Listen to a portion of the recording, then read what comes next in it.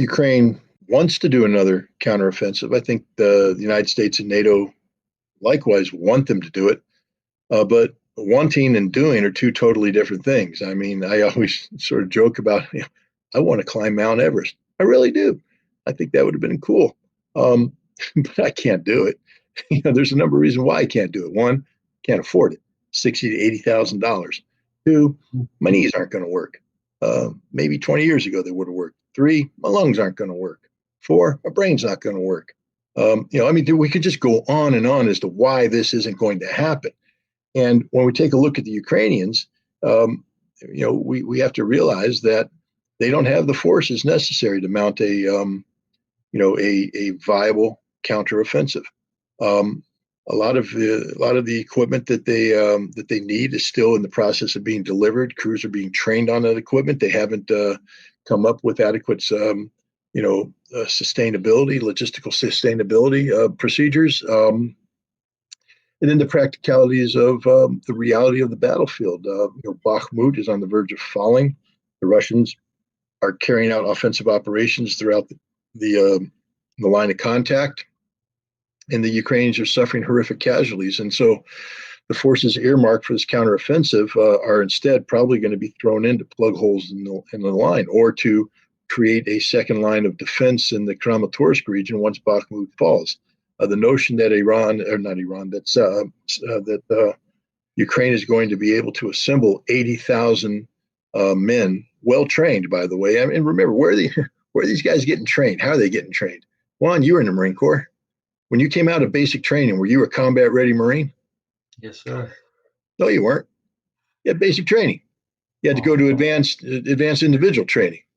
You were ready to fight. We're all ready to fight, but you're ready to die at that point in time too. You had to go to AIT, and then before after you finished AIT, you still weren't ready to go into combat. You had to join a unit where you had experienced Marines teach you the real deal, how to work as a team, how to work, how to function. And before you deployed, you had to go through a 6-month train-up period, get all your skill set down before the United States felt comfortable you out there to fight. What we're doing here in Ukraine is a shortcut. We're grabbing people out the streets. We're giving them minimal training, and then we're throwing them into the harshest, graduate school in the world, the school of combat, where they die because the Russians are an unforgiving teacher. And the idea that the Ukrainians are going to be able to absorb a whole host of different equipment, all of which have sustainability issues, and then carry out a coordinated combined arms operation where air, tanks, armor, infantry, electronic warfare, artillery is all going to work together in this one great concert with the Ukrainian general waving his baton is a dream. It isn't going to happen. Even if they do try to make a move, the Russians, this isn't September. Russia's defensive lines have been hardened. They have a defense in depth. They have plenty of continuing government presidential emergency action documents, but now we have to figure out why that applies to Saudi Arabia. But anyways, the fact of the matter is the Ukrainians aren't going to be able to carry out a meaningful counteroffensive. Now, to walk away without knowing the U.S. military is under control through continuity of government protocol. I don't understand what's different. Why couldn't Saudi Arabia walk away? How does continuity of government apply? I don't understand the connectivity there. And presidential emergency action documents, I mean, it's a again, what does that have to do with Saudi Arabia walking away? What notion that continuity of government, presidential emergency action documents somehow give the United States the ability to do what? Bring harm to Saudi Arabia if they seek to walk away? I just don't know the connectivity, but I'm not saying you're wrong. I'm not belittling you, but I just don't see the connection there, so I'm not able to answer that. So even after my MOS schooling, still wouldn't be combat ready? No, because you have to be part of a combat team.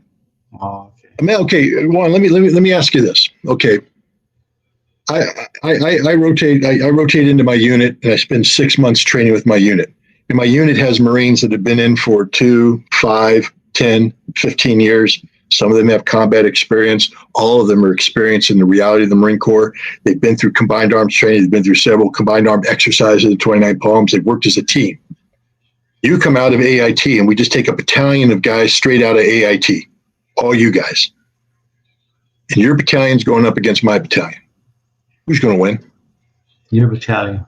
100% of the time. We're going to kill all of you. It won't even be close. You're a hard charging, motivated Marine, but you can't fight as a unit. You've received some basic training, some skill sets, but we now have to plug that skill set into a team. That team is going to be salted with a lot of experience, a lot of veterans. What the Ukrainians have right now is most of their units have suffered 80% casualty, so they have a small cadre of people left, but the people they're bringing in are guys that aren't even getting the full basic training. They're not even getting full AIT. They're being run through rush programs, just the basics. And now they're being thrown to these units, and then the generals are starting to draw lines on the map as if these units are capable of carrying out, the instructions they've been given. It doesn't work that way. I keep hearing, and I'm sure you have too, about the Russian president Putin he's ill, dementia and cancer or something like that. Is that? I mean, I just keep hearing it over and over. What do you say? I would say that there's no indication that this is true. The man has a very active, leadership style.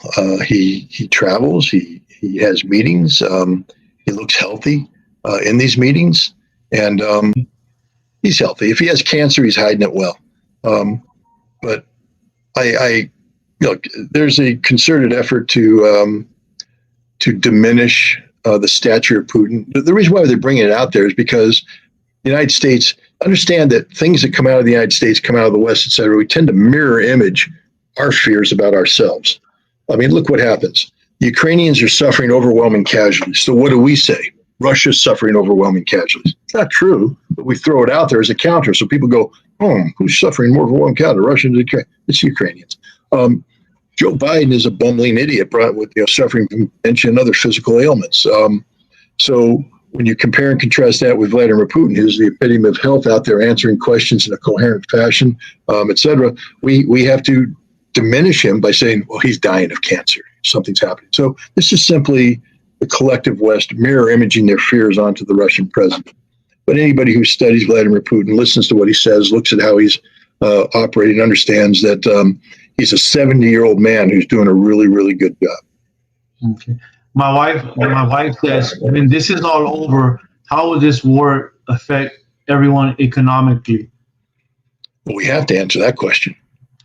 Yes. Because if we don't, you're going to pay a heavy price. So, Kim, we're going to answer this question.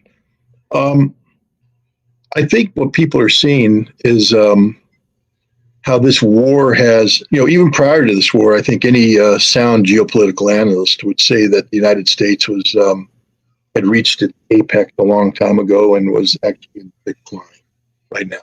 But, the rate of decline was manageable, meaning that we wouldn't notice it on a day-to-day basis, just slow decline.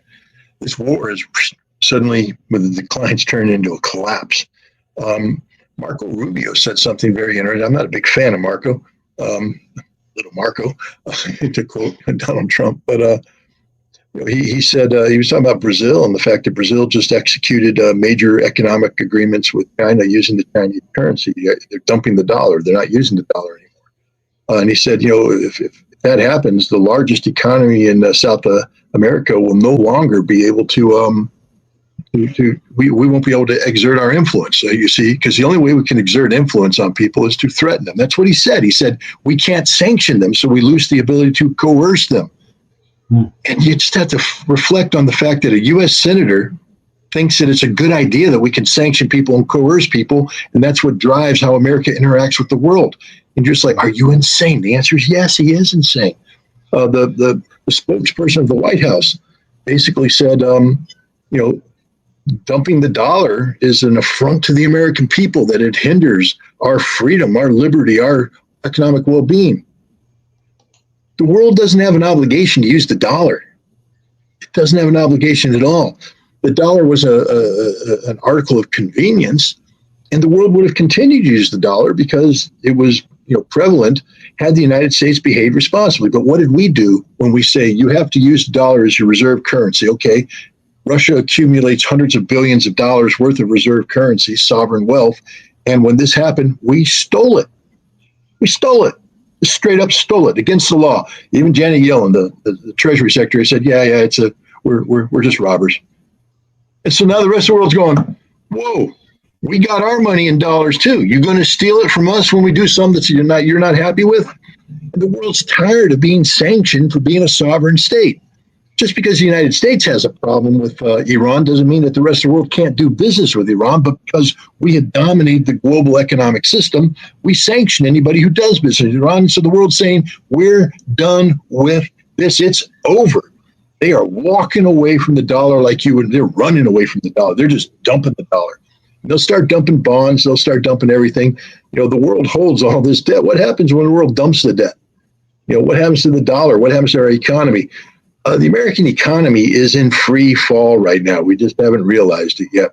But and you can blame Joe Biden, but you can also blame every president that came before him because of the arrogance of American sanction-based policy. Remember Donald Trump? I've sanctioned Russia more than any other American president. Congratulations, MAGA America. He's why your dollar's going down too. Barack Obama, I'm going to sanction Russia after they didn't steal our election, but I'm going to pretend they did. Thanks, Barack, buddy, Mr. Nobel Prize winning idiot. You just helped hasten the fall of the American economy. Any American president that uses the threat of secondary sanctions to target nations who carry out policies that we're just in agreement with are to blame for the demise of the dollar. And that's just the way it is. The rules-based international order, the IMF, the World Bank, the petrodollar, the global reserve currency, all this is part of a system designed to sustain American economic hegemony over the world. The world is tired of it because the world used to put up with it because of the convenience of it. Here's the other thing, too. What happens if you think about the costs of one of the reasons why people don't like to use other currencies is there's an inherent cost when you have to do exchanges.